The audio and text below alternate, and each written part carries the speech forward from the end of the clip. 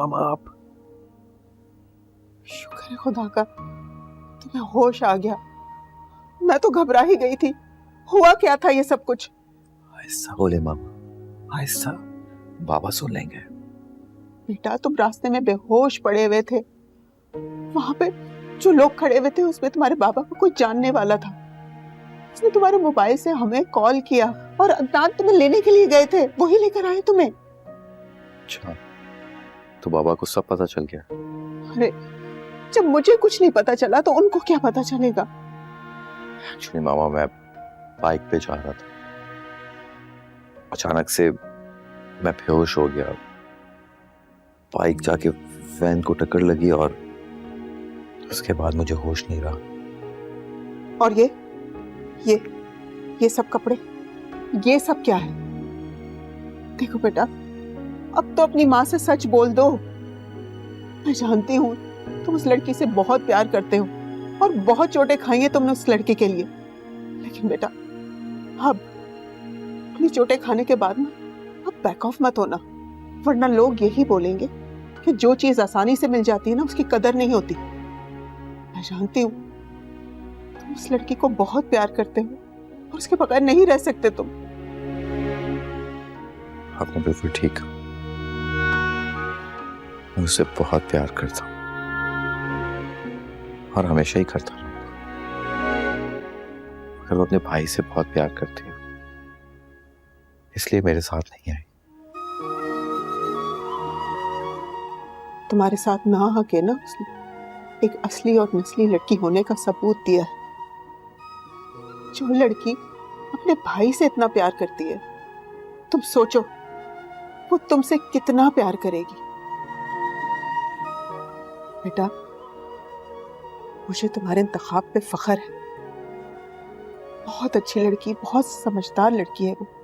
उसका साथ कभी मत छोड़ना, चाहे कुछ भी हो जाए।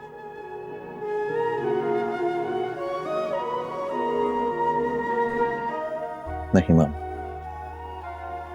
मैं कभी भी उसका साथ नहीं छोड़ूंगा। लेकिन आप बहुत ग्रेट हो। लव यू मामा। आई लव यू टू मेरे बच्चे। बस अपना ख्याल रखो।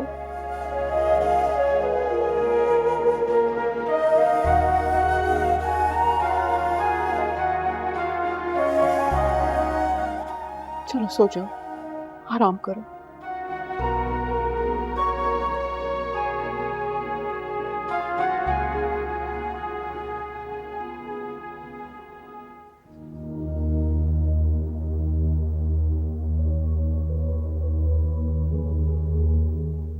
इन चोटों से कोई सबक मिला या अब भी अपनी धुन में हो?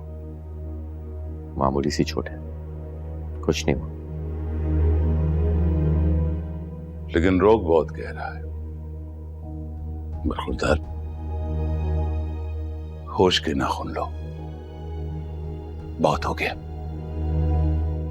बाबा कुछ पाने के लिए कुछ खोना पड़ता है।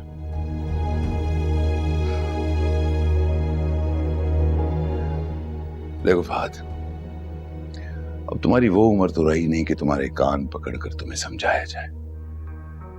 काश तुम्हारे वो बचपन के दिन आते, तुम मेरे पास आते और मुझसे ये कहते कि बाबा मैं मुश्किल में हूं, मुझे क्या करना चाहिए। लेकिन अब तो तुम अपने फैसले खुद करने लगे हो, बड़े हो गए हो, बहुत बड़े हो गए हो तुम। लेकिन याद रखो, वो लड़की किसी की बहन है, किसी घर की इज्जत है वो। तुम मेरे बेटे होकर ये हरकतें करोगे, सोचा भी नहीं था। नाक कटवा दी तुमने मेरी। बाबा आपको नाक की भर, मेरा सर कटने के दर पे था, मगर इसमें कोई हैरत की बात नहीं है। मेरे और जिमिल की लव स्टोरी में आपका और जिमिल के भाई का क्या किरदार था मैं अच्छी तरह जानता हूं। रांझे का भाई, हीर का चाचा, सब के सब मोहब्बत के दुश्मन हैं। मुझे दुश्मन कह रहे हो तुम? दुश्मन नहीं, मोहब्बत का दुश्मन।